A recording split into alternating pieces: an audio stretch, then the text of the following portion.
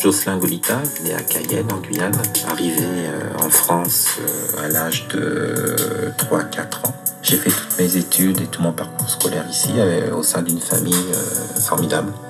3 sœurs, un frère, un père, une mère, qui m'ont donné toutes les valeurs que j'ai aujourd'hui, qui m'ont aidé aussi à être ce que je suis dans le domaine de l'entrepreneuriat, parce que j'ai monté une structure sur le fleuve à Paris. Et aujourd'hui, j'ai 3 bateaux. L'histoire des bateaux, il faut remonter entre 25 et 27 ans en arrière quand même.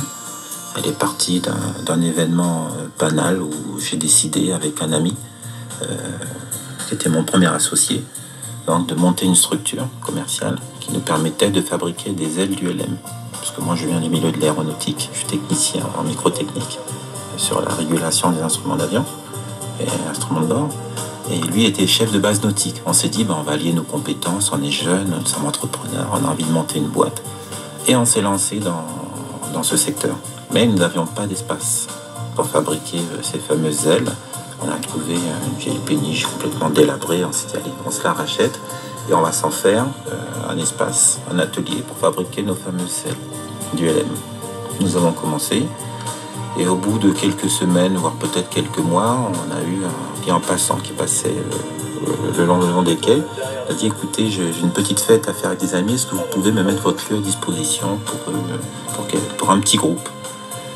Et on s'est regardé, on s'est dit, mais en fin de compte, on a un espace en plein cœur de Paris qui peut accueillir du public.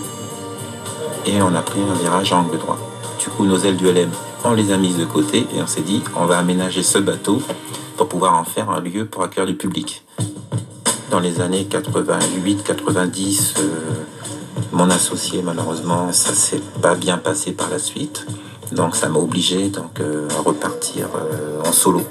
Je suis le seul ultramarin sur Paris, sur la France, qui a plusieurs bateaux au cœur de Paris. À l'époque, pour certains, c'était impensable. Et j'ai vraiment dû me battre contre certains responsables ayant des postes à haute responsabilité qui m'avaient fait comprendre à l'époque que j'avais rien à faire dans ce milieu. C'était pas simple à entendre, c'était même très très dur. Mais ce qui m'a aidé à tenir et à me battre, c'est donc l'éducation que j'ai eue dans un premier temps et cette envie d'aller toujours au-delà de ce que je fais. Donc ça, c'est même un défaut par moment. Ça vient parce que j'adore la compétition. J'ai fait de l'athlétisme. La course de 400 mètres, elle m'a amené aussi beaucoup dans la vie.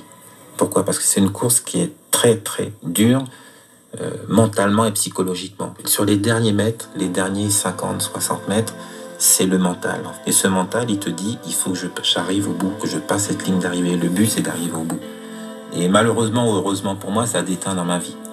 Donc comme j'étais déjà un battant, je dirais, ça a amplifié la chose.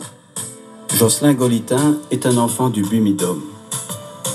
Je me suis toujours dit, quand je travaille, il faut que j'arrive à rendre ou à donner à la Guyane ce que mes parents m'ont appris et m'ont inculqué en France. Je suis sur un projet pour permettre le développement touristique de la Guyane.